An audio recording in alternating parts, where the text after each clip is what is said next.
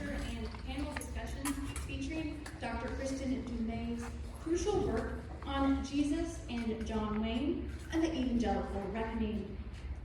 As the newest faculty member in the Department of Religious Studies, whose research focuses on sexuality in contemporary Christianity and LGBTQ movements, I'm very much looking forward to this rich conversation on race, gender, and evangelicalism that Dr. Dumais' work has sparked here and around the country. For any students in the room who find these topics as fascinating as I do, I highly recommend that you check out the exciting courses offered in the Department of Religious Studies here at OU. This event couldn't have taken place without the support and collaboration of numerous groups, including the Departments of Religious Studies, Sociology, Women's and Gender Studies, and History, the Gaylord College of Journalism and Mass Communications, the Honors College, and the Arts and Humanities Forum. So thank you all. I think that this wide range of support speaks to the reach and importance of our topic today. Now for this evening's event, we'll first hear from Dr. Dumais, who will give her talk entitled Jesus and John Wayne and the Evangelical Reckoning. Following this, we'll hear short presentations from our phenomenal panel of OU faculty about how their own research intersects with Dr. Dumais' work, and then we'll transition into a roundtable discussion. For the sake of efficiency, I'm going to introduce all four speakers now. Our featured speaker is Dr. Kristin Dumais, who is a New York Times best-selling author and professor of history and gender studies at Calvin University. She holds a PhD from the University of Notre Dame, and her research focuses on the intersections of gender, religion, and politics. She has written for the New York Times, the Washington Post, NBC News, Religion News Service, and Christianity Today. And she's been interviewed on NPR, CBS, and BBC, among other outlets. Her most recent book, the reason that we're here, is Jesus and John Wayne, How White Evangelicals Corrupted a Faith and Fractured a Nation. Our round table panelists include Dr. Jill Hicks-Keeton, who is an associate professor of religious studies at the University of Oklahoma. Her most recent book is Does Scripture Speak for Itself? The Museum of the Bible and the Politics of Interpretation, co-authored with Kevin Buchanan. Next, we have Dr. James Howard Hill, Jr., who is an assistant professor of religious studies at the University of Oklahoma. He is currently completing a manuscript that examines how the relationship between Michael Jackson, anti-Blackness, and the politics of popular culture destabilizes modern notions of the proper location of religion and religion itself. And lastly, we have Dr. Samuel Perry, who is an associate professor in the Department of Sociology at the University of Oklahoma. His most recent books are The Flag and the Cross, White Christian Nationalism and the Threat to American Democracy, co-authored with Philip Gorski, and Taking America Back for God, Christian Nationalism in the United States, co-authored with Andrew Whitehead. Now, to start off our event, please join me in providing a warm welcome to our featured speaker and our guest, Dr. Kristin Dumais.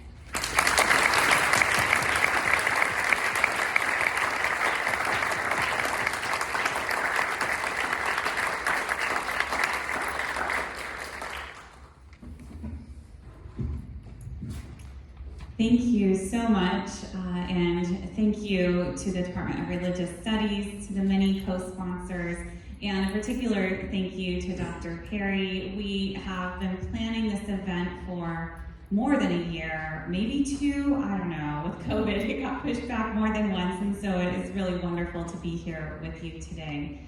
I thought I would start off by going back to the beginnings, the origins of this book. For that, you have to go back more than 15 years. I was a new faculty member at Calvin, brand new, and I was teaching a course in U.S. history.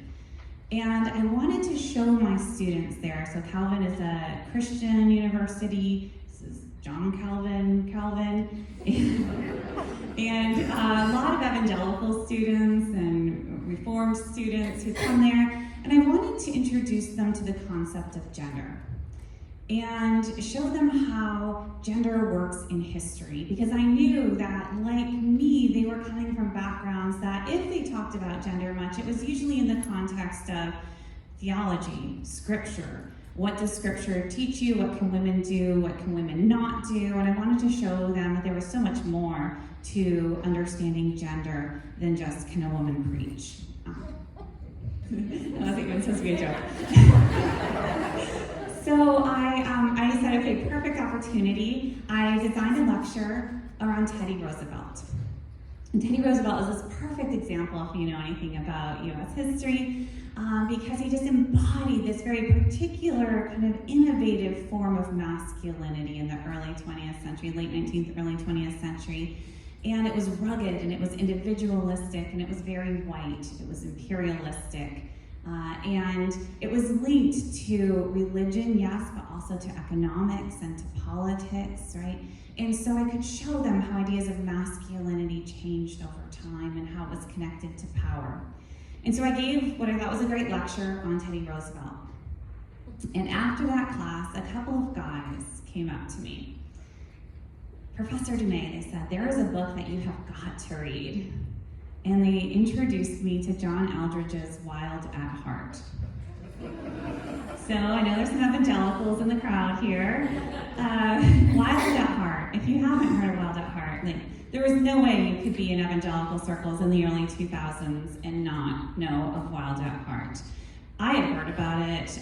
All the guys in the dorms were reading it. My church was having book groups for the men to read it. And it was Wild at Heart, Discovering the Secret to Man's Soul. I was not interested. But I took their advice, and I drove down to Family Christian Bookstore, paid $19.95, and picked up a copy of Wild at Heart. And I opened it up, and there, right in the front, was a quote from Teddy Roosevelt. And I thought, ooh. And I turned the pages and I started reading, and I saw that John Eldredge was casting this vision of quote-unquote Christian manhood that was militant, militaristic, right? It was surprisingly not really drawn from the Christian scriptures very much. A couple of proof texts out of context, dropped here and there, but instead Eldredge was inspired by Hollywood heroes, by mythical warriors and soldiers and cowboys. And his favorite was Mel Gibson's William Wallace from the movie Braveheart. And I thought, well, this is interesting. And now, this was around 2005, 2006 when I first encountered this. And I knew it was just incredibly popular. It was selling millions of copies popular. And what else was going on then? This was the early years of the Iraq War. And we had all this survey data coming at us that showed how white evangelicals, more than any other demographic, were likely to support the Iraq War, to support preemptive war in general, to condone the use of torture, to embrace aggressive foreign policy. And so I just asked what historians of gender are trained to ask, and what historians had asked of Teddy Roosevelt in the early 20th century. What might one of these things have to do with the other? And so I started reading. And I discovered that Eldredge was the tip of the iceberg. And in the wake of his success, there were dozens of copycat books, all trying to out militant the previous one. And it was like plagiarism upon plagiarism. It was all the same cast of characters, Teddy Roosevelt and cowboys and soldiers, and I started noticing John Wayne popping up a lot too. And so I started work on this research project for about a year and a half. And then I set it aside for a couple of reasons. I was trying to turn my dissertation into a book, and I thought for a time I could do 2 books at the same time. And then I had a baby, and then I had another baby, and then I thought, okay, I should probably just do 1 book first. And that was the kind of pragmatic reason, but there was another reason. What I was reading was revolting, honestly. It was shocking, disturbing, and I wasn't sure what I was looking at. I couldn't really figure out, is this mainstream evangelicalism or is this fringe? Because it was so extremist, I thought this is fringe. But it was selling millions of copies and everybody was reading about it and everybody was copying it. And I really didn't know what to do with it. But I thought, okay, if this is fringe, is it appropriate for me as a scholar and as a Christian to shine a bright light on what might well be the darkest underbelly of American Christianity? Is that what I ought to be doing as a Christian scholar? And I will say that at the time it kind of felt like a noble impulse. I set it aside and I thought maybe I'll come back to it later. Fast forward of a decade or so later, and I should say though in that decade I didn't stop paying attention to these guys. Lots of guys who are preaching these sermons, writing these books, and what I started to notice is one after another became implicated in scandal. In abuse of power, sexual abuse, either directly as perpetrators or indirectly defending their friends who are perpetrators. And so I was taking notes. I didn't know if I'd ever get back to it. I kind of thought I'd wasted a lot of time. Until the fall of 2016. Days after the release of the Access Hollywood tape. I remember the day that tape released vividly. Maybe you do too. I was slated to give my first national TV interview the next morning, where I was supposed to talk about the Clinton-Trump debate, because I was actually writing a book on Hillary Clinton at the time, and the whole grab him by the pussy thing broke, and I thought, you've got to be kidding me. Instead, they just ended up asking me about the software I used to analyze their linguistic style. You could look up this interview, and you can see this look of shock, really? Okay, we could go there. So anyway, I digress. Back to the days after, you remember the Access Hollywood, and the days after, it was already clear that white evangelicals were the absolute critical support for Donald Trump. That had already, we had seen signs of that actually going back to August 2015, but by October 2016 it was very clear, but suddenly everybody stopped and asked, what's going to happen now? Surely, family values evangelicals cannot support a man like Trump. A couple of them waffled. Wayne Grudem, ever so briefly, and prayed about it and was cool with it.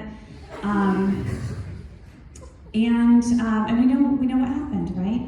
And so all of the pundits were asking, how could they? How could family values evangelicals, the moral majority, betray their values and vote for this guy? And all of a sudden it hit me. That was not the right question to ask. And I thought back to that literature that I had read all those years before, to John Eldridge's Wild at Heart. God is a warrior God, and man is made in his image. Every man has a battle to fight. And I thought about all the evangelical writers who had talked about testosterone being God's gift to men and to humanity, because it makes them aggressive so that they can fight for family and for nation. And the more ruthless, the better. So anyway, I thought, I think I get this. I think I see this. And so I wrote a little essay on evangelical masculinity and militarism, published it online, timed to the inauguration. And that went viral. And what I saw is the comments were open, and I know you're not supposed to read the comments, but I did. And what I saw is one after another, evangelical men themselves coming there and saying, this is right. This is absolutely right. This is what happened. And so that gave me this encouragement too. I'm onto something. And so I decided to write the book. The whole book I was writing on Hillary Clinton wasn't super marketable at the moment. So I was going to come back to that. Anyway, so then as a historian, one of the toughest questions is figuring out for a history book, where do you start? And I ended up quick glance back to the 19th century for one very important reason, to show that things were not always as they are now. Right? And that was especially especially important, I thought, for evangelicals, because evangelicals tend to talk about gender, masculinity, femininity, and many things as they're God-ordained, eternal, timeless, right? And history really messes with any claims of timelessness, right? Yes, you can find some continuities, but there's a lot of change over time. And so I just wanted to give a little heads up that actually Christians and evangelical Christians define masculinity in pretty different ways if you go back a while. And to be a Christian man was to exhibit gentlemanly restraint in the 19th century, right? Anyway, so I started back there, and I'm just going to kind of jump up because I don't have time to give the full overview to some kind of key moments in the timeline that are important to understanding this bigger story. So 19th century, things weren't always then as they are now, with respect to masculinity, also with respect to militarism. So in World War I, liberal Protestants were as likely, if not more likely, to support war and American militarism as conservative Protestants. Many conservative Protestants were pacifists back then. Crazy, huh? To think about now. So again, we have to understand then how things came to be that we see and take for granted today. Then 1942 was an important date. In 1942, we have the formation of the National Association of Evangelicals. And that was a key moment because we had the Scopes trial and the fundamentalist modernist controversy a couple decades earlier. And kind of the standard narrative is that evangelicals or fundamentalists just kind of were defeated, they disappeared, and good riddance. Historians will tell you, and of course you know that's not true, but they were marginalized. And in 1942, they came together and said, you know what, we're doing a lot of good things. We didn't disappear, we started our own churches, we started our own Bible colleges, we're sending out missionaries, we're doing a lot of good work. But imagine what we could do if we banded together. And the National Association of Evangelicals. And these were fundamentalists, not the most extreme. They had splintered off into their own organization, but the difference between fundamentalists and evangelical has been overstated by fundamentalists and evangelicals in the 1940s. There was a lot that they still held in common. So the National Association of Evangelicals, they said, we can band together and we can influence this country. Imagine what we can do. We should have magazines with subscriptions in the tens of thousands, even hundreds of thousands. We should take to the radio and reach all corners. We should have Christian publishing and books, and we should have bookstores across this country. Think about what we could do together.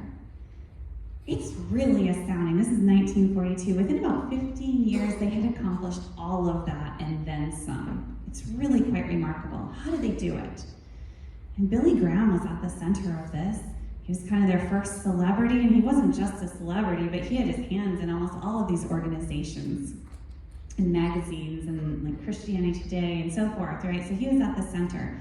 And he really comes to prominence in the 1940s during the Second World War. He's an evangelist, very flashy, young, handsome. I have this picture of him in the book that's nothing like the Billy Graham you probably have in your mind. And he was, I think it's fair to say, a Christian nationalist. At a time when it made a whole lot of sense. They were fighting the good war, right? I mean, it's easy to be on the side of the angels when you're fighting the Nazis. And so that worked well. Very patriotic, all of his revivals, his very patriotic, red, white, and blue. And that continued after the end of the war into, because after World War II, we're right into early Cold War. Then too, it made a lot of sense to be talking about Christian America and the need to defend Christian America.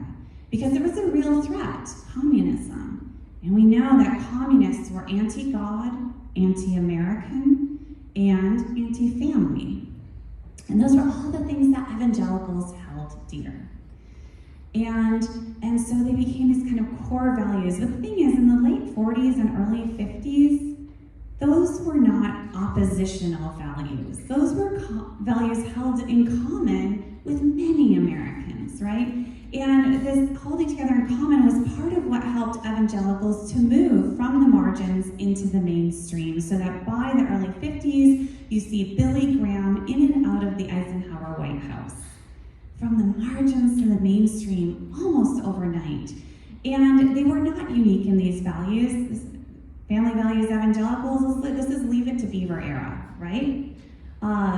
Anti-communist, this is the consensus era, right? So there's a lot in common. Evangelicals were at the centers of power, and were assuming this position of social, political, cultural leadership, or working their way there. Everything was great until the 1960s. What happened in the 1960s? First, we had the civil rights movement, disrupting the status quo in the American South in particular. Now, a lot of white Southerners were evangelicals. A lot of white evangelicals were Southerners. And that was incredibly destabilizing. This is when we see rhetoric of escalating of anti-government, anti-big government, keep the federal government out of our lives. What were they talking about? Segregation, right? Desegregation. So that's going on. Then you have the feminist movement, disrupting this quote-unquote traditional gender roles. And you have the anti-war movement, right? In terms of anti-communism, the Vietnam War, but then you have the anti-war movement. And think about this. You had hippies in the streets. Girls wearing pants, boys with long hair and floral shirts. Could you even tell the difference anymore? Could not, if you read evangelical literature. And the problem was, so many Americans started to question American goodness and American greatness, because things were not going well on the battlefields of Vietnam, right?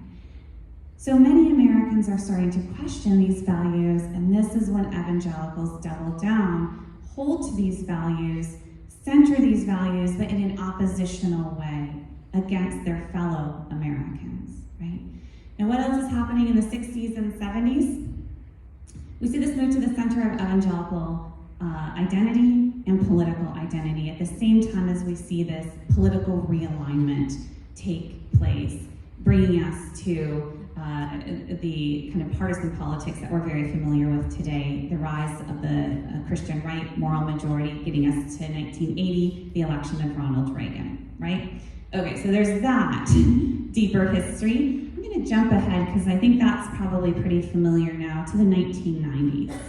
The 1990s, one of the most interesting chapters of the book for me was the chapter on the 1990s, because the Cold War comes to an end. So those old categories that had kind of just undergirded their political and cultural identity for so long, just gone. And when you look at evangelical books on masculinity from the 1990s, and there were a lot of them, one word comes up over and over and over again: confusion. It is confusing times. What should we do anymore? What should our politics be? What should our is the old macho masculinity outmoded? Maybe feminism is here to stay. And it's in response to this confusion that we see the evangelical men's movement, Promise Keepers, emerge. The thing is, Promise Keepers, even though feminists at the time were pretty critical of what they were seeing, in retrospect, it was, there's a lot going on there, a lot of contradictory impulses. It was patriarchal, but they were trying to split the difference. They wanted to soften the old patriarchy. Soft patriarchy was what they were about. Servant leadership. Yes, be leaders, but be servants in your home. And they still wanted to keep this warrior masculinity, but it needed to be soft too, and so they went with tender warrior. Yeah, it was a thing. And so honestly, if you go back in time and you just like kind of inhabit the 1990s, it really seemed, to me at least when I went back, that things were going to go off in a different direction. And then you start to see the pendulum slowly swing back. You see a lot of discontent. By the way, this is the one moment that had this like racial reconciliation movement as well, not coincidentally. Then you have growing dissatisfaction around that racial reconciliation and around this soft patriarchy. You don't want softness and tenderness when you're in the trenches, and the backlash is already happening, and you get new books being written John Eldredge's Wild at Heart, published in 2001. James Dobson's Bringing Up Boys, all about testosterone, teach your little boys to play with guns. And Doug Wilson's Future Men, where he introduces the theology of fist fighting. All three of these books are on the shelves of Christian bookstores when terrorists strike the United States on September 11, 2001. Every man needs a battle to fight. They had it, right? It's not metaphorical. And this brings us up to that moment where I first discovered this.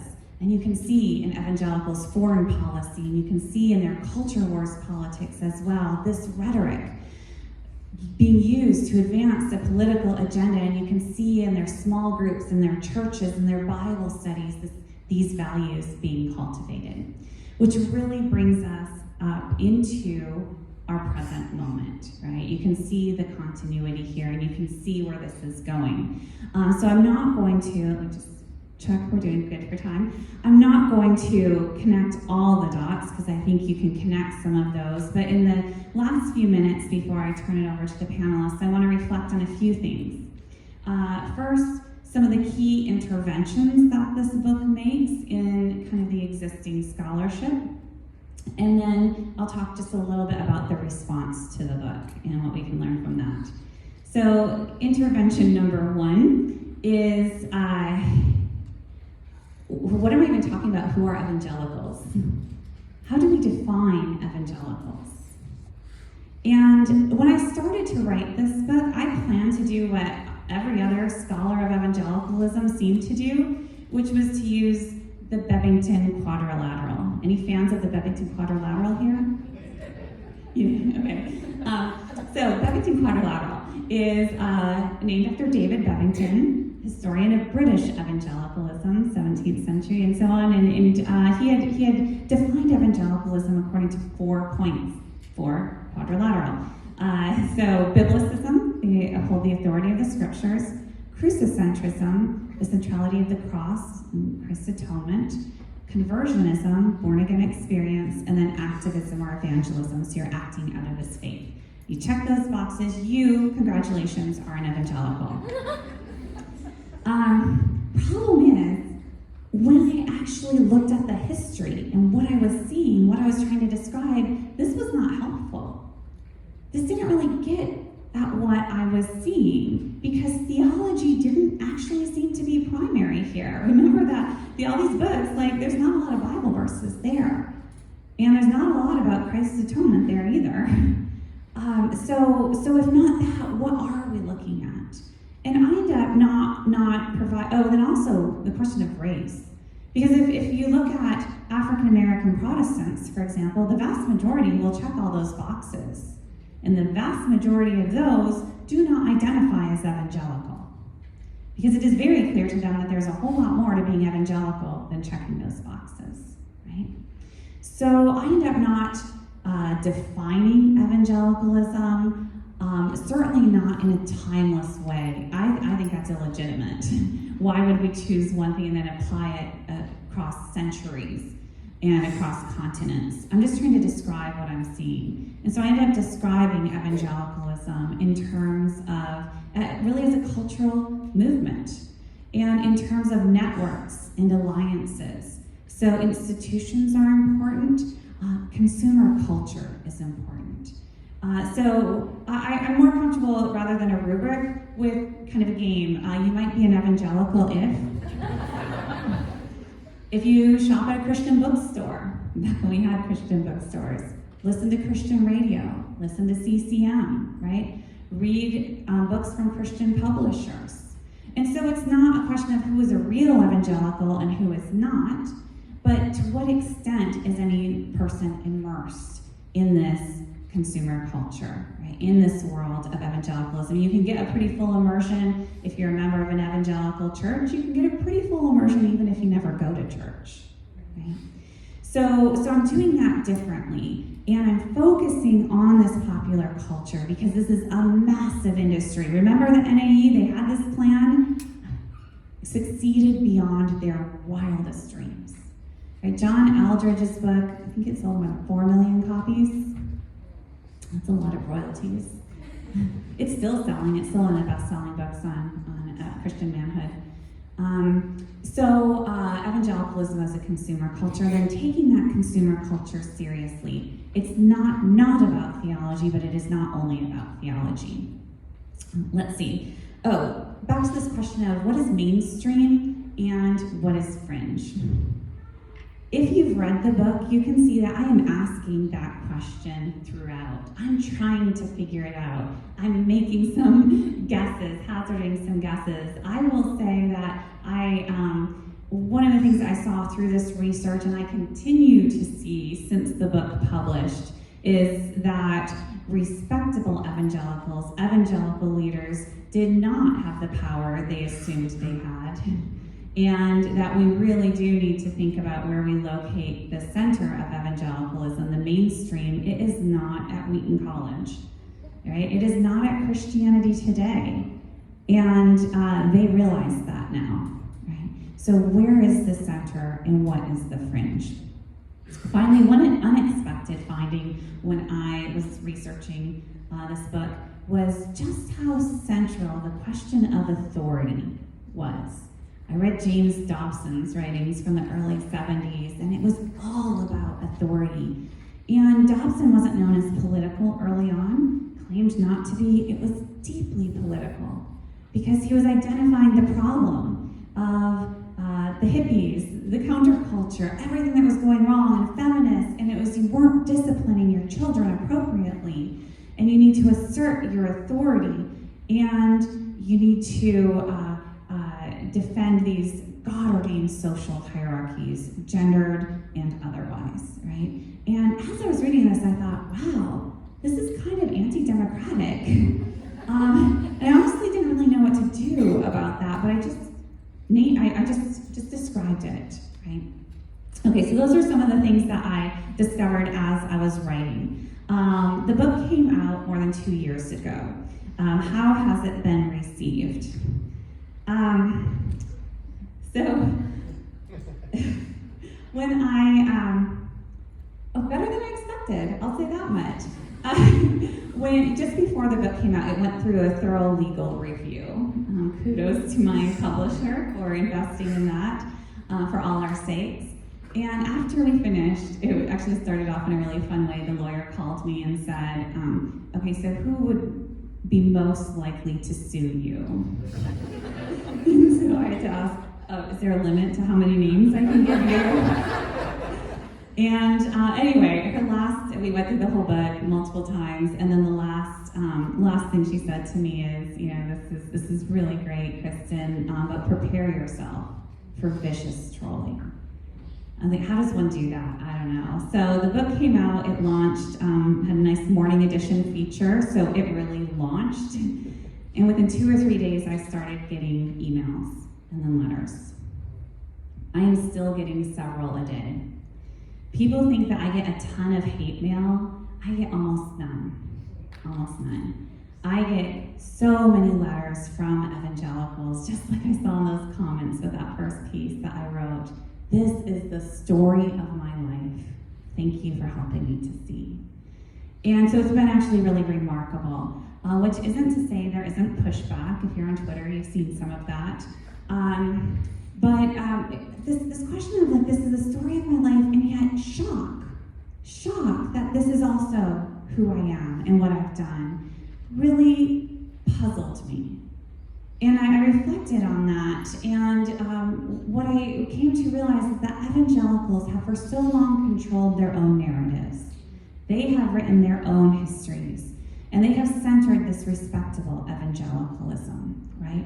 And they have focused on the theology, focused on Fuller Seminary, on Wheaton College, and they have missed a whole lot of the story, right?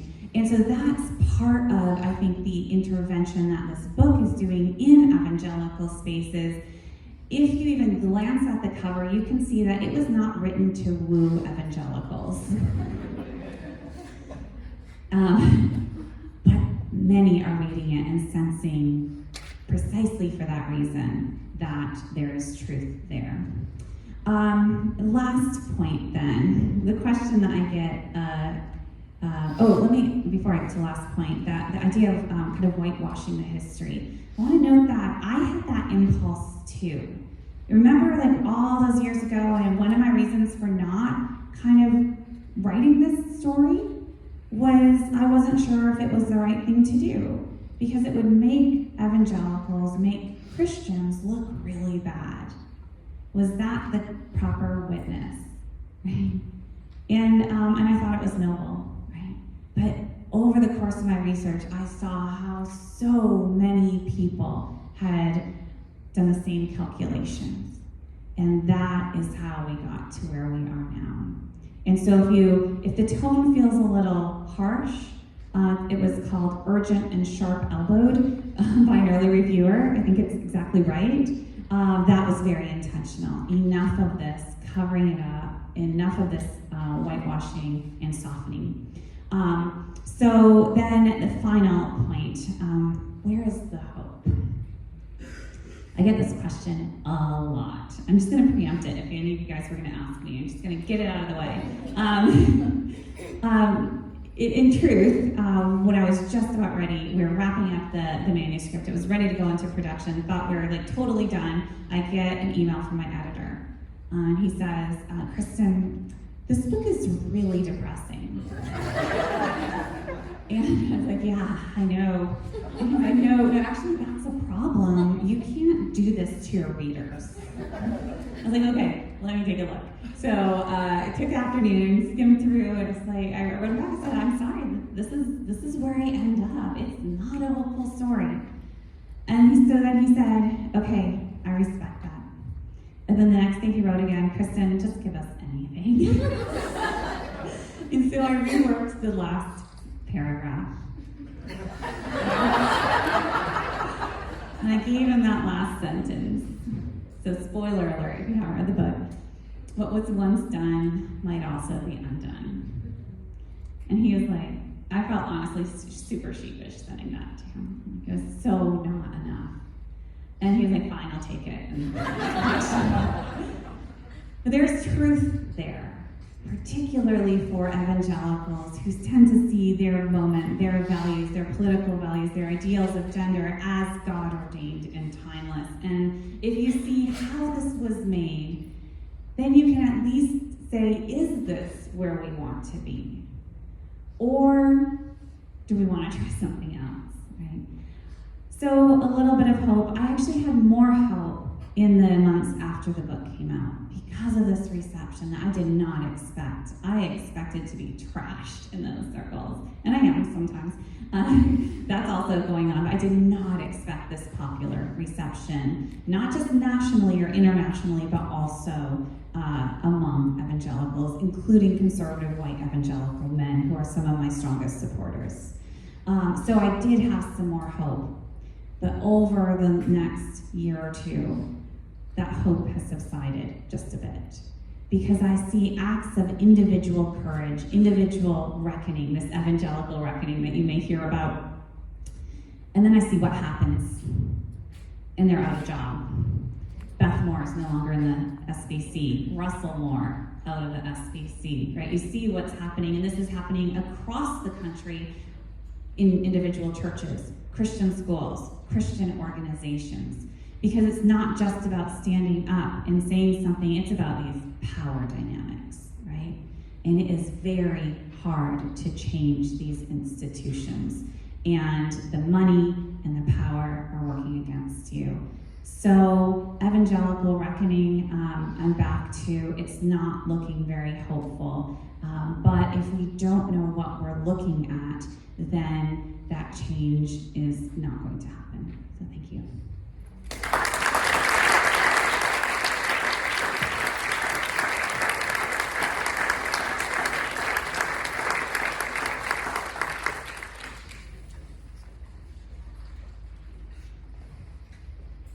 Thank you very much, Dr. Dumais. It is a pleasure to have you here and to engage in conversations sparked by your book. I have prepared my remarks so that I can make sure I stay on time. Oh, I didn't even know that was funny. I had a great opening act. I first encountered Dr. Dumais' work as I was finishing a book on white evangelicals and the Bible entitled The Scripture Speak for Itself. In this book, my collaborator, Kevin Kincannon, who is here tonight, and I address how white evangelicals in the U.S. have constructed and publicized what we call a white evangelical Bible. This is a Bible, we endeavor to show, that authorizes white evangelical privilege in the United States, authenticates the usable pasts that animate white evangelical aspirations, and serves to protect white evangelicals from critique. The white evangelical Bible limits moral horizons by obscuring systems from view. Reckonings with racist pasts are made uncomplicated, as this Bible unburdens white Christians from critically examining their traditions' complicity in and perpetration of harm. This Bible writes evangelical Christian insiderness into both country and cosmos. Does Scripture Speak for Itself dovetails with Jesus and John Wayne in a number of ways, but I want to focus on one that is significant for conversations in the academic study of religion, and this is related precisely to intervention number 1 that Dr. Dumais just described about her book. Dumais treats white evangelicalism productively as a phenomenon that exceeds the category of belief. We share the conviction that to study white evangelicalism well is to attend to more than what evangelicals believe. Publishing circuits, patterns of consumption, networks of political action, trails of money, and long-range institution building work together to consolidate power and amplify white evangelical ideologies. But I think Jesus and John Wayne is doing something entirely different for one particular population group, and this is related to the comments that Dr. Dumais just made about the reception of her book. That is the reception of white evangelicals and other progressive Christians who want to reject the carefully crafted militant masculinity that Dumais traces. As I have watched with curiosity the reception of Jesus and John Wayne, particularly on social media and in post-publication interviews, I noticed that many readers respond to her book with relief. Dumais' book is providing a sort of catharsis for a generation of white evangelicals and other Christians dissatisfied with this combination of Jesus with John Wayne. I met Jesus and John Wayne at around the same time, growing up in an upper middle class white girl in Deep South Mississippi. In first grade, I was baptized in my affluent white dominant Baptist church. That same year, I obediently assumed my assigned role in a school play called Famous Mississippians. This, at a private school I was recently unsettled to learn, was founded as a functional segregationist academy. With hair teased up and a fringed leather skirt, I became a first grader version of Tammy Wynette, the first lady of country music. I sang Stand By Your Man to a 6-foot cardboard cutout of John Wayne. Sometimes it's hard to be a woman giving all your love to just one man, but if you love him, you'll forgive him, even though he's hard to understand. And if you love him, oh, be proud of him, because after all, he's just a man. I didn't listen to country music myself as a first grader. It wasn't quite Jesus-y enough for me. But onto my 6-year-old body was mapped a whole social universe, an embodied training of women to cohere with patriarchal expectations. Women are to nurture men, to admire men, to be loyal to men, no matter what. Dr. Dumais tells a history incontrovertible, a story of how white evangelicals in the 20th century US constructed, publicized, and popularized militant masculinity in the course of defending the values of white heteropatriarchy and policing its norms. I'm convinced that one reason Dumais' bestseller has reached so many people with ties to white evangelicalism in the US is the explanatory power of this history for readers making sense of gendered and racialized expectations inherited in their own experiences that are now uncomfortable and deemed untenable or even harmful. Dumais' history is productive. I think it offers to many white Christians, particularly those who fall outside the bounds of respectability within white heteropatriarchy, a framework to address what British philosopher Miranda Fricker has called hermeneutical injustice. Hermeneutical injustice occurs when, according to Fricker, women and other marginalized population groups lack conceptual vocabulary to describe their own experiences of marginalization precisely because they've not been included in the construction of knowledge, in the very development of the categories we think in and that are available to us. Take the term sexual harassment, for example, a concept only named in the 1970s. Its invention provided the possibility that women and other targets could make their own experience intelligible to themselves, and perhaps to others too. The term for this phenomenon was not yet available when, in 1963, John Wayne appeared in the film Donovan's Reef. At the film's conclusion, Wayne triumphantly grabs the full-grown woman he has fallen in love with, played by Elizabeth Allen, throws her over his lap, and smiles with mischievous delight as he spanks her. In the New Testament Gospels, Jesus never spanked a woman. But he did kind of call a woman a bitch. And here's where I want to return to how my scholarship connects with Jesus and John Wayne. One strand of reception of Dumais' book provides data for a book I'm currently writing, provisionally entitled, and I'm very proud of this title, Good Book, How White Evangelicals Save the Bible to Save Themselves. In this work, I'm examining how white evangelicals engage in creative rhetorical projects that make their Bible benevolent, no matter what, ever the good book. Jesus and John Wayne has been marketed within some Christian circles alongside books written by white evangelical authors who present ahistorical or even anti-historical arguments to rescue the Bible from charges of misogyny.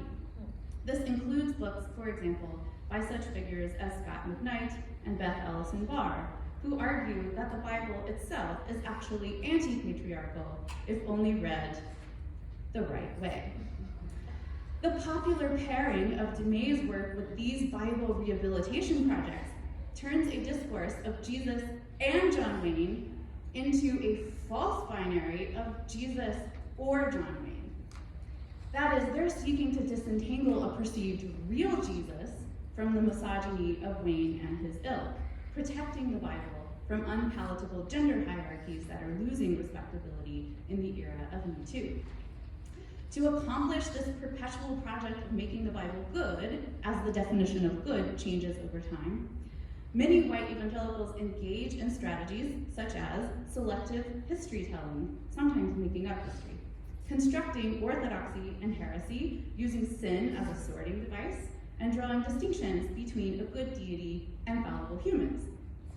I've found that in the course of defending the Bible from charges of misogyny, these Bible rehabilitators are actually themselves perpetuating misogyny. To take one example, they all have to figure out exactly which women Paul intended to silence in 1 Corinthians and 1 Timothy, a letter written in his name, and under what circumstances and for what purpose. So these conversations are necessarily engaging in the patrolling of women's speech, whether in antiquity or today. As I close my contribution to this conversation, I'd like to say out loud that I'm glad that Dr. Dumais was not silenced by Paul or the people currently parroting him. Any intellectual critique I would make of the reception of Jesus and John Wayne is balanced by an ethical appreciation for the courage it has taken Dr. Dumais to engage with detractors who cannot remain now perfectly content in their own hermeneutics that perpetuate injustice. Thank you. Turn it over to Dr. Hill.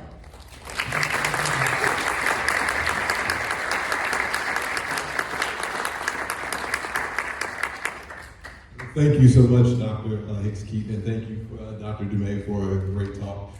For my brief remarks, I come out of an evangelical background, so I'm gonna tell a story, right? We're familiar with stories that come from this background, and I'm looking forward to how the story can lead way to more conversation. And so for my contribution, I really want to think through how this account, Jesus and John Wayne, is nothing less than a discourse of terror and haunting. I've always known I was black. I wasn't made to feel like I was until I enrolled in Bible college during the age of Obama.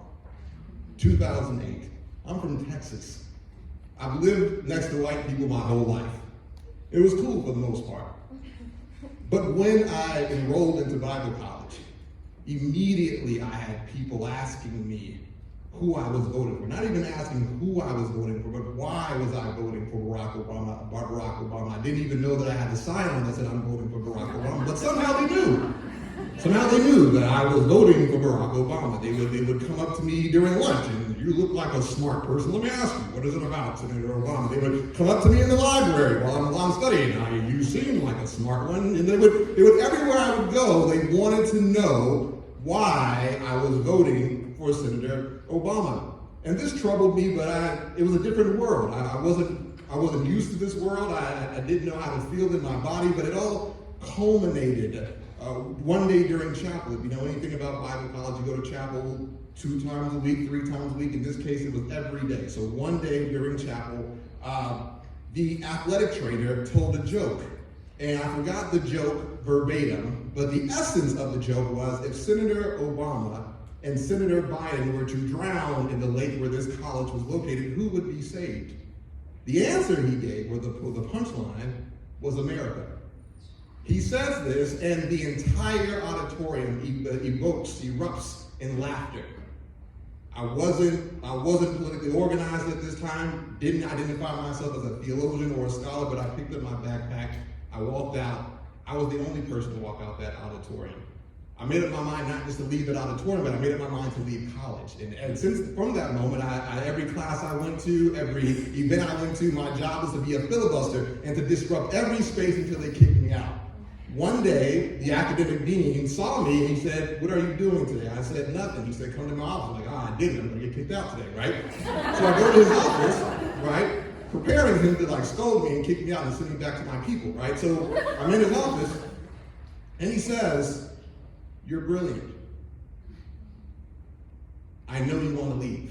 I'm like, "I plan on leaving after this semester." He said, "You can leave." I'm like, "You're not supposed to say that as a dean." But he said, "You can leave. But," he said, "before you do, I want you to do this." He reaches to on his shelf, and like a good academic, he hands me books. He handed me several books, but one of those books was Charles Long's Signification, the historian of religion, Charles Long. He says, "Go back to your dorm, read this book. If you still want to leave, but come back to my office a week later." I went back to my dorm. And as I began to read the works of Charles Long, I began to read myself through those pages. Charles Long says that black people live a reality that has been defined by the cultural significations of other communities. Charles Long says we have, as black people, many things written, an expansive literature written about us. But what Long was making available for me in that moment is that what I was dealing with on that campus was nothing less than significations. I was written a certain way. They were saying something about my mind, something about my body. They knew everything about my mother, my father, my community, my ways of being, my ways of knowing, but they knew nothing about themselves.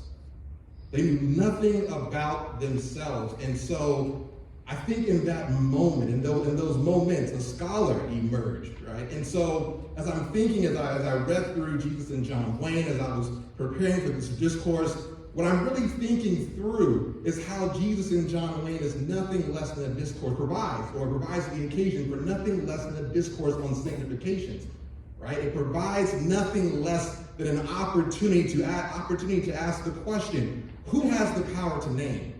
Who has the power to make those names stick onto bodies? Who has the power to demand that we write something hopeful? Who has the power to demand that we give something that gives people hope, gives people joy? Who has the power to demand that at the end of the story we all need to laugh? At the end of the conversation we all need to smile and laugh, while some of us in our bodies come from a haunted and haunting people. One of the last things that Long writes in Significations, he deploys as a historian of religion the term mysterium tremendum that comes out of many scholars, but one of which is Rudolf Otto. And Otto writes about the mysterium tremendum. Otto talks about this awe-inspiring, urgent mystery when one stands in front of the ineffable. It's very holy. It's all-consuming. You're just in awe when you stand in front of it. You feel the power of the ineffable God. When Long talks about the mysterious tremendum that I read when I was 19, Long was Israel talking about awe-striking mystery. When he talks about the mysterium tremendum, he draws upon the spirituals. And he evokes the line from the spiritual that says, I could not help but pray. No one knows the trouble we see. So as we're thinking about this conversation that I'm so excited to have, I want us to think through, and I'm inviting into the conversation the words of Charles Long, the words of so many people who, for this is not just a discourse, it's not just a conversation, but this is nothing less than a discourse on horror and terror that when mapped onto bodies is nothing less than a discourse on life and death. I look forward to the conversation.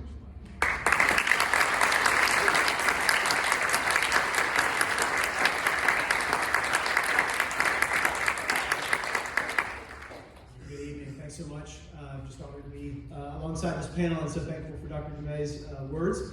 I'm going to come at this from a different angle. I'm a social scientist, a sociologist by training specifically, but what I do primarily in my day-to-day is I try to gather data and I analyze quantitative data, and I take, for the last several years, my goal has been to take a lot of the things that Dr. Dumais has been describing in her historical work, things she mentioned briefly in her talk today, specifically Christian nationalism or Christian nationalist ideology, but also militant masculinity, which from a way we measure it in surveys is often described as authoritarianism or authoritarian forms of social control. And something she also referenced the idea of being anti-democratic or being opposed to the idea of normal citizens being able to collaborate in their own self-rule, but being led from the top down by authoritarian leaders. What I've been trying to do over the last few years is to analyze data to see how pervasive is this underlying ideology that would motivate an entire subculture to elect and continue to support authoritarian leaders. I think Trump would be one of those examples, but also we see authoritarian leaders overseas that we see religious groups and conservative religious groups in the United States rallying around currently. So what I want to do is I want to share a little bit of research that is ongoing right now. It is not published. It is from data that has just recently been collected, so you're getting in on the cutting room floor here. And I also want to talk a little bit about where I think this is going in the future, because again, we have this massive amount of quantitative data that we can look to really describe the breadth of a broader movement and how it corresponds with various political attitudes and behaviors that we see going on right now. So in 2020, my co-author, Andrew Whitehead, and I were privileged to be able to go to Washington, D.C. to speak to Pew Research Center. Pew Research Center is this massive polling firm. They do wonderful work, and they often make their data publicly available. And we were there as consultants, and what we were doing was we were talking about how best to capture some of the things that we think are important in survey data so that we can ask the American public what is going on, what are the things that are, especially in religion primarily. And we work with them to develop a way to measure what we call Christian nationalism. We often refer to that as white Christian nationalism, but let's just call it broadly Christian nationalism, an ideology that idealizes and advocates for a fusion of American civic life with a very particular kind of Christianity. And that very particular kind of Christianity often looks like ethnically white, traditionalist, masculine, authoritative, and us versus them kind of thinking that we see often in politics and in rhetoric today. So we developed a set of questions. We asked Americans, what describes your view? That the federal government should formally declare us a Christian nation. That the founding documents like the Declaration and the Constitution are divinely inspired. That the United States has a special relationship with God that we don't have with any other nation. That teachers should be able to, public school teachers, like at my own kids' school, should be able to mandate that they can lead students in a Christian prayer together.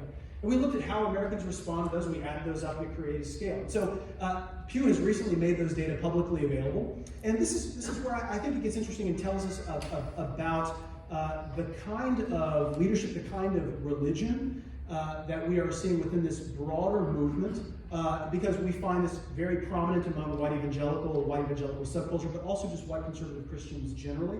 So I want to share a little bit about what we're seeing in this. In this recent Pew research survey that they used our measures, and they also asked questions like whether Americans think Donald Trump is particularly religious. Do you think Donald Trump is religious? Do you think Donald Trump is religious? Notice I didn't ask, do you think electing him in 2016 was necessary? Do you think electing him in 2016 was the best option of a bunch of bad options? Do you think that he was an effective legislator? Did he do what he said he would do, which is appoint justices?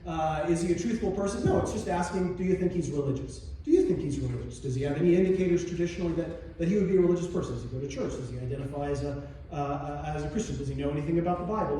Those kinds of things. Well, we found in this survey that the leading predictor that you believe that Donald Trump is a very religious person is one political party. Okay, so it's not anything religious. If you are a Republican, you think Donald Trump is religious. If you're a Democrat, you do not think Donald Trump is a very religious person. But the second leading predictor that you think Donald Trump is a very religious person is how you score on this Christian nationalism measure.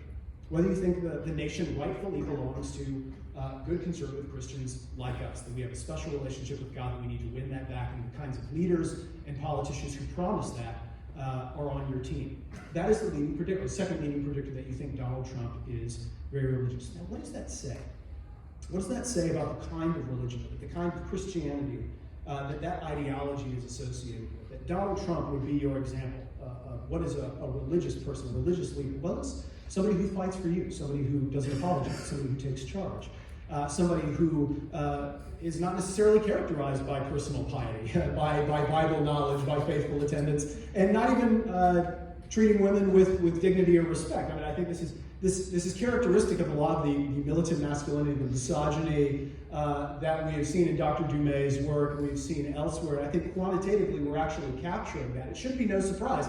In that same survey, Christian nationalist ideology is the leading predictor that you think Vladimir Putin has leadership qualities that you admire, that you think the Pope stinks, that you don't like the Pope, you think that the Pope is actually a bad leader. Now think about the juxtaposition of those two findings, right? That you actually think Vladimir Putin has admirable leadership qualities, but you think the Pope, too woke, right? Like not the kind of leader that you respect or admire. What is going on? What kind of Christianity is that? Well, I think the kind of Christianity that we actually see in the pages of Jesus and John Wayne, that militancy, that authoritarianism, the kind of Christianity that is not about self-sacrifice, it's not about service, it's not about personal devotion to your God, but it's about power. It's about us versus them. It's about winning culture wars.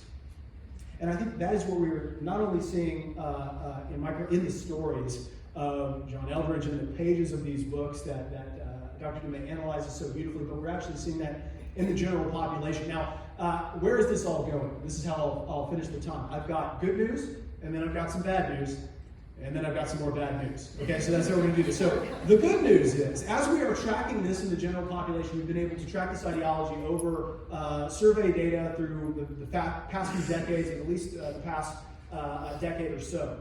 We actually don't find the Christian nationalist ideology, the kind of authoritarian white Christian nationalist militancy that we see. We don't see that growing in the general population. We don't see a lot of evidence that more Americans are embracing this ideology. I think that's good news, considering what it's correlated with, all of the things that it's correlated with anti-democratic values, the use of authoritarian kind of tactics to control problem populations, wanting to restrict elections in favor of January 6th, all of the kinds of things that we would think are not particularly pro-social or pro-democratic. We don't see that growing. And that is probably a response to a couple of things. One, we're talking about it now, and so people are walking away from it a little bit. So they might still hold those views, but they are like not on surveys ticking those boxes anymore. That's what we call social desirability. It's a lot like what used to happen in the 1960s and 70s and 80s, where people might have been overtly racist, but they got a lot smarter at taking surveys. And so maybe that is going on to some degree, but maybe people are actually walking back from it. At any rate, we don't see it taking off and exploding in the population. But here's the bad news, or here's the first part of that bad news. Oftentimes, when Americans feel that they are, with good reason, becoming a minority population and their numbers are dwindling, they can become radicalized, and they become more militant, and they become more serious and organized about making sure that, hey, we're not going to have the voting power that we used to in the future. So what do we have to do? Well, we have to make sure we do a lot of rigging. We have to make sure that we do a lot of manipulation. We have to make sure that we control the narrative. We make sure that we own certain conversations, and we bully people out of certain other conversations, so that we can maintain our cultural and political influence. And I think we see that going on currently. The second part of this bad news is we actually have experimental evidence to suggest now that Christian nationalist ideology, the kind of Christian nationalism that Dr. Dumais talks about in the book and that we're seeing in these surveys, it actually responds. It is a response, a very real response to perceptions of threat. When you feel like your group, especially, say, for example, white Christians, when we, in experimental designs, when we share with white Christian Americans that, you know what, your percentage of the population is actually diminishing, that you're actually going to be a minority group by 2050, that you're not going to have this kind of political influence. They actually respond with greater Christian nationalism. It is a cultural circling of the wagons to say that we need to preserve our power. Who are we as a nation? Well, we are this, not that, and we need to make sure that we fight to take control of that kind of narrative. It produces all kinds of consequences. And so, I applaud Dr. Dumais for describing historically the narrative of a lot of the things that we see currently unfolding in the general population. We don't see it growing numerically, but we do see it growing in intensity. And I think in terms of its potency, as it is effectively infiltrating the judiciary, or is effectively infiltrating through election laws that make people difficult to elect out of office, the incumbency that we kind of see. And so I want to leave it at that, because I'm really excited to hear Dr. Dumais follow up with these conversations. I welcome her feedback as my other colleagues do. I thank you for your time.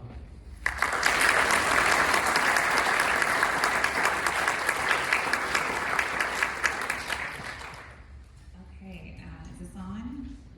Great. I'm going to just say a few words to each. And first of all, thank you so much. And this is a stellar panel, and I'm just in awe. And I just want all you students, the faculty know this, but make sure the students know that you've got some outstanding scholars here. So I'm honored, and thank you for your engagement.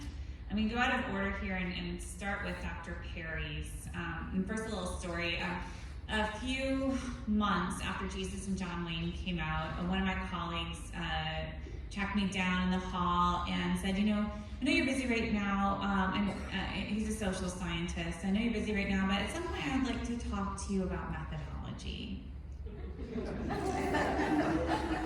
And I said, oh, you mean how you all use hard evidence and facts, and we just throw together anecdotes and tell stories? Totally took the wind out of his sails. And the truth is, Dr. Perry and I first connected through Twitter, if I remember right, and it was before either of our books came out. It was because you saw what I was saying, and I was sharing little insights, this book is coming out, here's what I'm seeing, and you're like, I've got data for that, right? We were seeing the same things.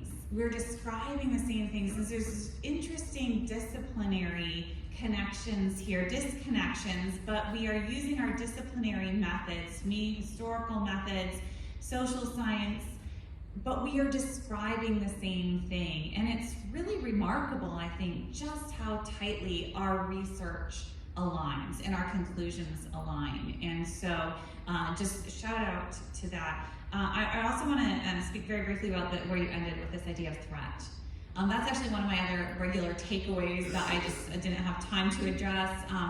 And as I was writing, I started writing this book with what I was hearing in the media a lot is that evangelicals, kind of fled into the arms of Donald Trump because they were just so afraid, right? The sense of threat. What else could they do? And then when I looked at the history, I realized, and it really gelled for me in my post 9/11 stories of these fake ex-Muslim terrorists, if you've read the book, right? They're all the rage on the evangelical speaking circuit post 9/11. These former terrorists who had converted to evangelical Christianity and then went on the speaking circuit to say about how evil and awful and threatening Muslims were, especially to American evangelicals, because they were the prime targets, because they were the most faithful Christians. They were all frauds, all completely made up their stories. And the thing is, I've learned about this because one of them came to Kelvin and gave a talk. And my colleague, a historian of the Ottoman Empire, knows a thing or two about Islam. They're making up words. These things don't exist. And this guy who was speaking was sponsored by Focus on the Family. And so my colleague contacted the president of Focus on the Family and found out, they knew he was a fraud. oh my gosh, now that I'm here, I realize he also made up this story, this ex-Muslim terrorist, that he played football for the Sooners. He didn't even go here. He never played football. Like, this is the level that we're talking about. I should have opened with that. Right? And they knew it. And that's when I realized the sense of fear is real. It is real. But it is a manufactured fear. Manufactured by leaders who benefit from that fear because it consolidates their own power. Right? And once that clicked, I saw that all over the history. Okay, so I'm trying to say something about, I'm going to go now to Professor Hicks-Keeton. Yes, the reception of this book in evangelical spaces has been fascinating. And I'll add a little bit more to what you said. One that I have seen, I'm still experiencing, witnessing, and it's amazing and strange, is that Jesus in John Wayne is selling so well in part because it is traveling through the same kind of systems that these other books traveled 10, 15, 20 years ago, right? And evangelicals love to read and they love to buy books. So much so when I was writing, my editor called out some of, just flagged some of the publication figures I was giving for some of these best-selling books, and he was like, this can't be real. Kristin, you need to know that publishers always inflate these numbers and you're just being duped here. And he's like, so where did you get this? I said, well, it was in the New York Times. He's like, oh, never mind. Like, completely hidden, this whole world. Completely hidden, because those books weren't making the New York Times bestseller list, because that's a curated list. They don't want that stuff on there. Their readers don't want to know about that stuff, right? So it remains hidden. But it's traveling through that same consumer culture. Small groups, Bible studies, adult Sunday schools are studying this book now. It's weird. And it's really great for book sales. Okay, this is how this works. But then the questions I get are, why, but what should we do? Right? Because evangelical books don't end in hopelessness. They end in 3 takeaways. And then sign up for this newsletter, and here's a ministry, and right, in this book is like, done. That's all I've got. And so, there's, but what should Christian men do? What is Christian masculinity? And I'm like, I don't know. I actually think it's a bad question, right?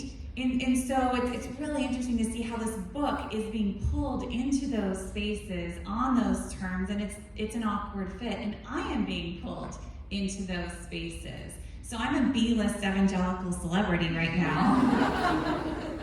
It's kind of fun and it's kind of weird. Anyway, all of which to say, Professor Hicks-Keeton raised a bunch of interesting questions, and I continue to observe and ask these myself. And then finally to Professor Hill. Let me start off by saying that I thought I was writing a book about masculinity. I set out to write a book about masculinity, and before long I realized I was writing a book about race. And my first clue was in the pages of Wild at Heart. My very first document that I opened on my research for this project, I saw a while back, and it was called Hero Worship.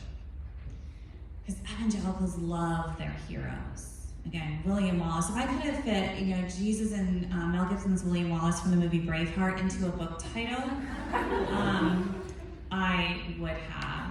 But it just didn't work, which reminds me, I have a point about my subtitle I wanted to make with respect to yours too. I'll try to circle back to that. But I noticed that all of those heroes were white. And they weren't just white. Sometimes they were Confederate generals. Sometimes they were cowboys. Or let's look at John Wayne, right, who appears over and over again. And who is John Wayne? Why is he a hero?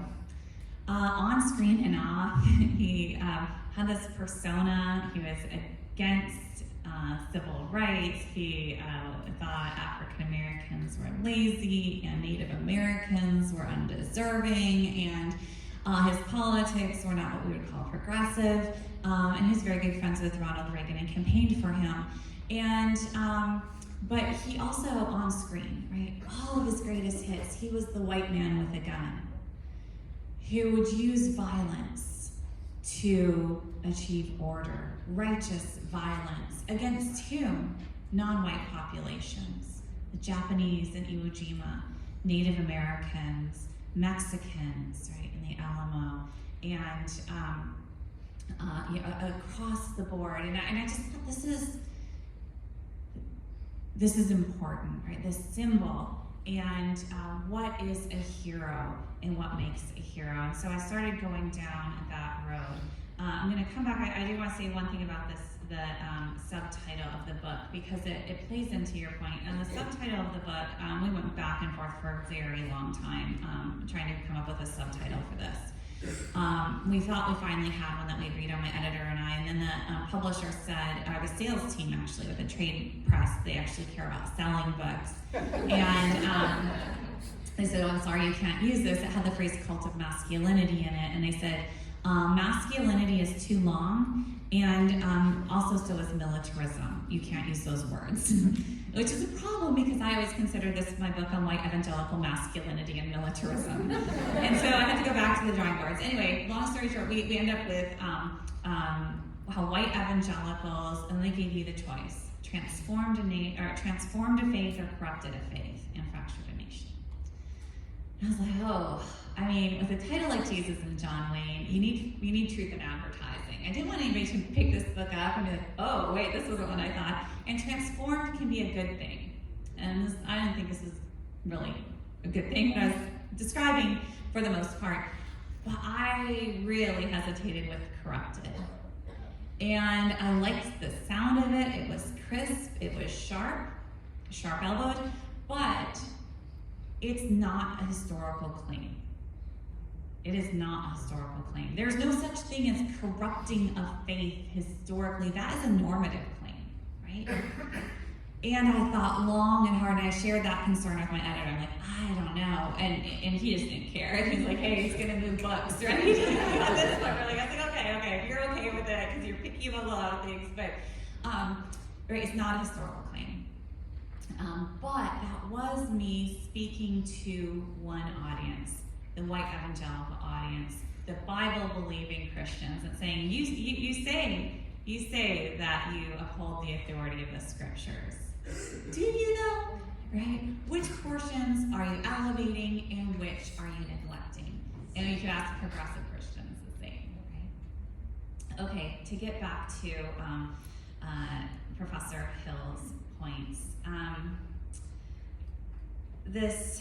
So many, I was trying to jot down so many of your sentences, so many powerful thoughts there. Who gets to demand hope, right? I have really been running up against that question, and that question has surfaced in different ways. Another way that I've been critiqued regularly has been from conservative evangelicals, including a couple conservative evangelical historians. One in particular said that I was not nice. And my history was not nice. And my history didn't offer redemption. And it is a Christian's job to offer hope and redemption. Therefore, this was not Christian history, and the implication being I was not a Christian. And, I mean, fine. But who gets the niceness? And is it just the powerful ones who deserve this niceness? Because I'll tell you, I have heard from a lot of survivors of sexual abuse since this book came out. Some who are in the book, and many who are not. And I mean, if you want to talk Christian, a Christian value is concern for the least of these. And what does it mean to be nice to those on the margins and to those suffering the brunt of this abusive power. There's a lot of talk right now in a similar vein in the American Historical Association about doing activist histories, right? The president of the AHA came out and kind of critiqued historians of race and gender, and that these are not objective. And not surprisingly, a lot of particular political factions really grabbed onto that, and a lot of historians of race and gender and otherwise, like, who do you think you are? What are you doing? This is something that has an accusation that has been leveled against Jesus and John Wayne more than once by conservative evangelical historians themselves. So I want to reflect on that as well. Is it activist history? Sure, but so is yours. So is yours. Histories that center respectable evangelicalism are making power moves. Histories that center white experience as the normative experience are activist histories. Histories supporting, reinforcing, defending the status quo are absolutely activist histories. But with their privilege and power, they are able to mask that, right? And so this question of power and positionality is one that I think is really important that we reflect on in our scholarship. And I'll wrap up with that. Hey, you've been asked every question, like you've done so many times. I'm sure I've been asked every question. And we don't have that much more time, so I'm going to throw three of them at you. And just pick which one you find the most interesting. Okay. Like after all the questions you've been asked, which one do you find the most kind of fun to answer? So one, just a real simple one, looking back over your work and where people have seized on, or misunderstood something, or you wish you would have elaborated in some point, gone in deeper somewhere. Where might that be the case? I mean, whose story or what particular angle, what part of the narrative? That's one question. Okay. The other question, and maybe this is inside baseball, but there is a lot of, within the evangelical community, there is still this story unfolding about misogyny and abuse. We are seeing with the Southern Baptist Convention recently, this massive report.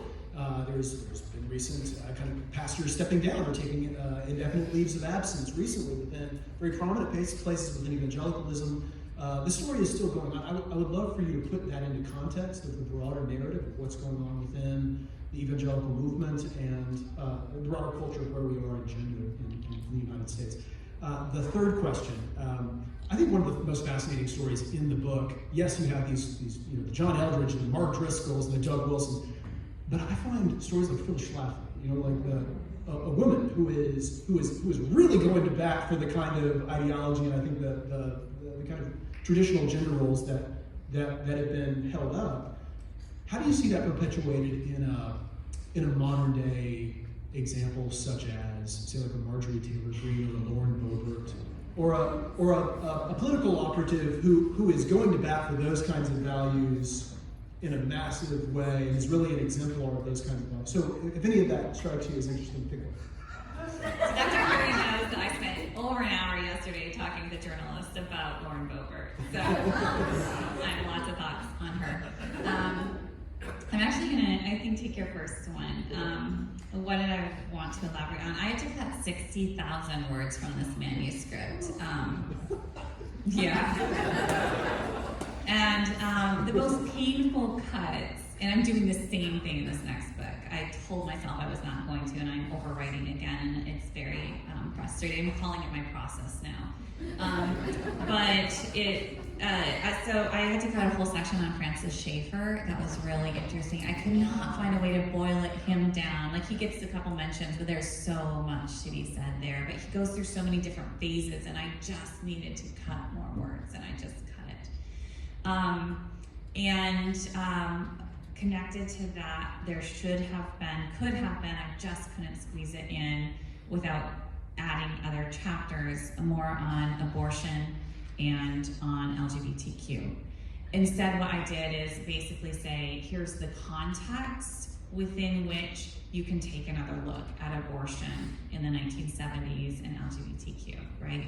But there should be more on that. What is really missing though, which is funny because I get a lot of critiques, most of which are really bad critiques. They're just not written by historians. They show no, again, it's you're not nice, and you made me feel really bad. I'm not even joking. And I'm a Marxist, and I'm a wolf, and destroyer of the church, and child of the devil. These are some of the things. And for me, I actually care what my historian colleagues think a lot more. So it's doing well in those spaces, I'm happy to say. But what is missing, and only one reviewer brought it up and very lightly mentioned it. And I actually wrote him immediately and said, "You were so nice, you could have really." He's like, no, the book was really good. I was like, no, this is a major weakness. And it is, there's insufficient economic analysis in this book. Right? Social, well, yeah, why did I say this? Why did I bring this up? It's missing. And I couldn't, there's so much to be said. And there's, again, some nods in this direction of how we can make sense of this, but there is so much more, and I couldn't think of a way to do it efficiently without really spending more time actually in the 1930s. I skipped the 1930s in this book. The book really picks up in the 1940s, but I wanted to say, again, things were different, and I have to go super fast, and you have to know who fundamentalists and evangelicals and, just get really quick and then jump in. But 1930s and economics and anti-New Deal and free market and all of that and social class, that could have been in here. Now, people aren't missing it, but there's much more that could be said that could help us understand this more thoroughly. So I'm making up for that, and my next book actually connects to the Phyllis Schlafly and Lauren Boebert thing, so I'll just give a little pitch because it's all about selling books. This one won't be out for a while, but it's called Live, Laugh, Love. And it's a cultural history of white Christian womanhood, but it really, And Lauren Boebert will be in there, and so many more. But it looks at this gendered consumer culture and how it instills not just political and religious ideals, but also economic and racial ideals. And so it looks at things like Christian romance and multi-level marketing and mommy blogs and Hallmark movies and such. So that's what I'm working on now, and I hope to make up for this lack of economic analysis in the next one. All right, so be ready to pre-order. We're out of time, but please join me in just thanking Dr. DeMay for speaking.